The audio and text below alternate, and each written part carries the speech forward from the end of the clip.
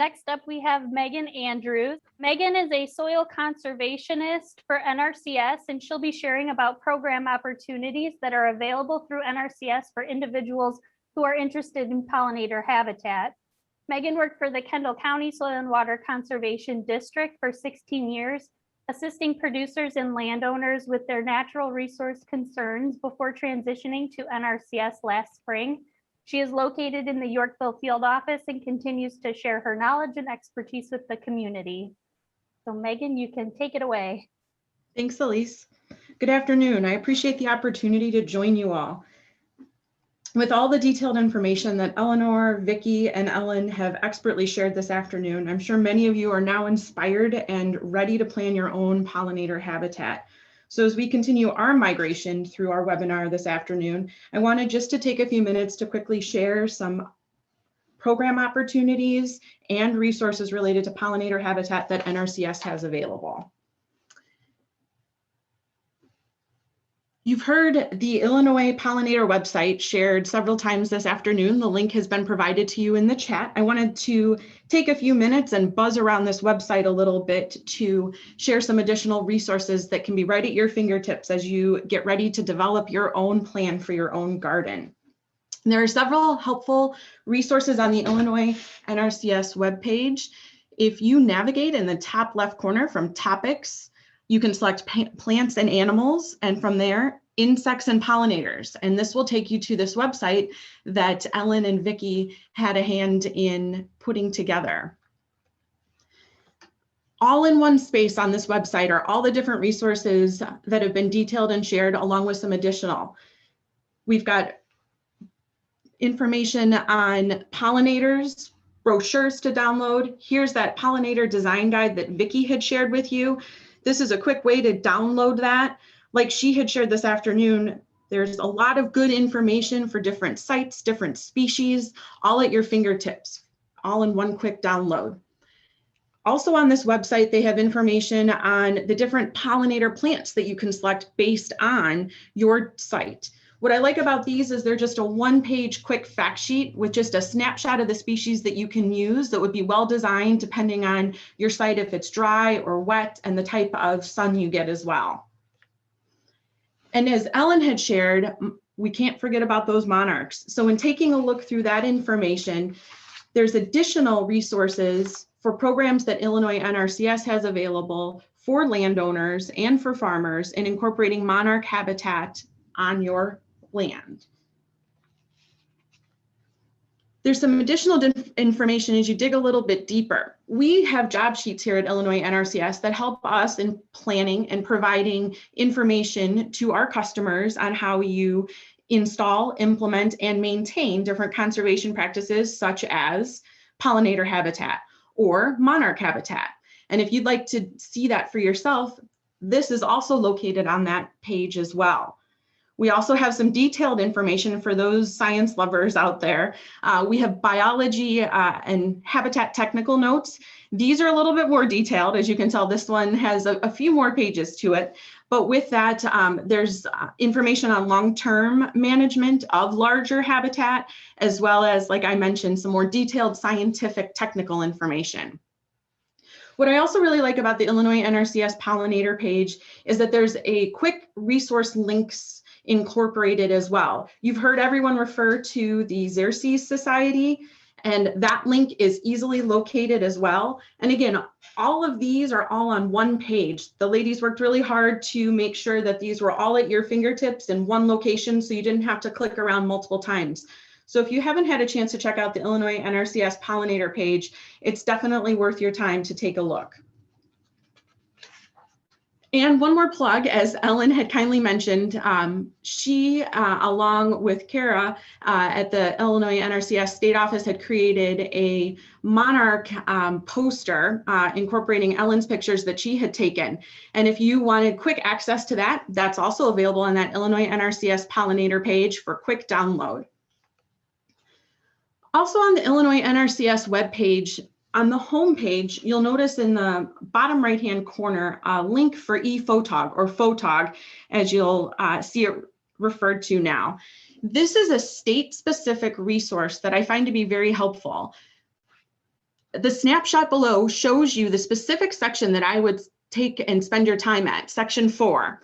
After selecting Illinois and hitting submit, the different sections will pop up. Under section 4 are the conservation practice standards that are available for being a helpful reference with standards and specifications as you're planning your different conservation practices, such as pollinator habitat.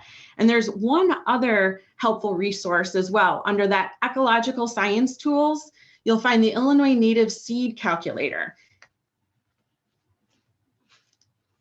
Looking a little bit more in depth in the conservation practice standard, I wanted to share this just briefly with you for those of you that may not have seen one of these before.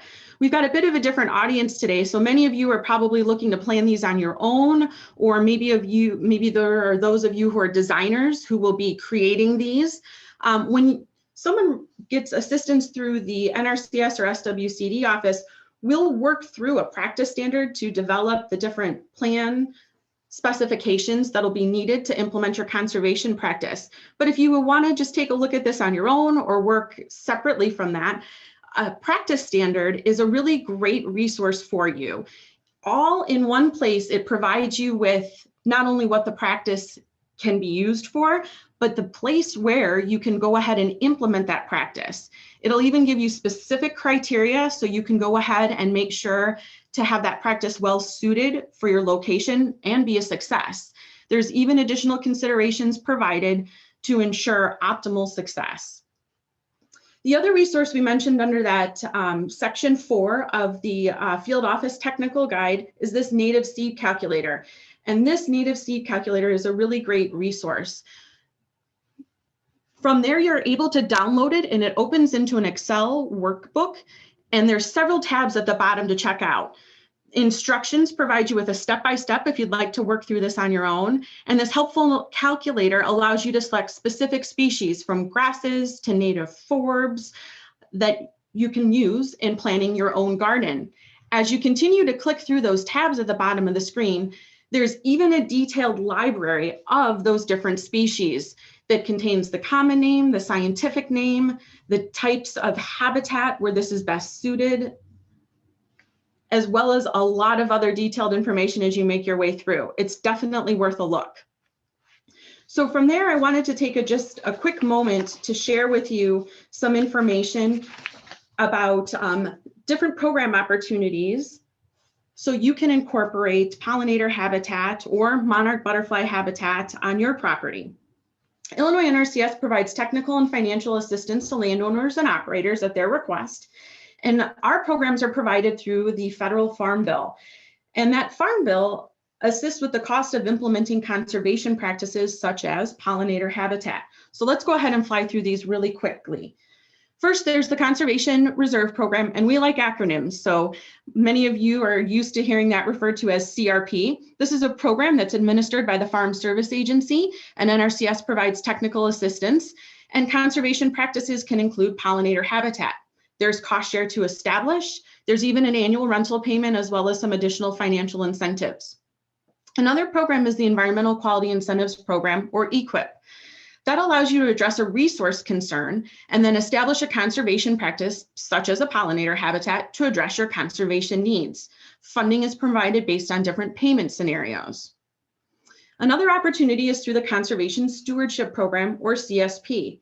This allows landowners to maintain their existing conservation system on their agricultural land and implement new enhancements, again, such as pollinator habitat, into their operation. Payment for this program is provided for current stewardship activities, those conservation practices that are already being implemented on the farm, as well as for trying new activities or enhancements. Finally, there's the Agricultural Conservation Easement Program, or ACEP. This is a program that allows for conservation easements to protect, restore, and enhance habitat on working lands. This allows for an opportunity to incorporate native species, provide habitat for pollinators and those monarch butterflies. Each of these programs has different requirements, some information to take note of regarding eligibility. If you're interested in learning more about the different program opportunities or just what resources are available as you're looking to maybe plan your own pollinator habitat or dig a little deeper, Please feel free to contact your local field office to connect with NRCS or SWCD staff. You've kindly met Elise today. She is here in the Yorkville field office. Spring and Brooke are also with Soil and Water down in Grundy County and then up in McHenry Lake.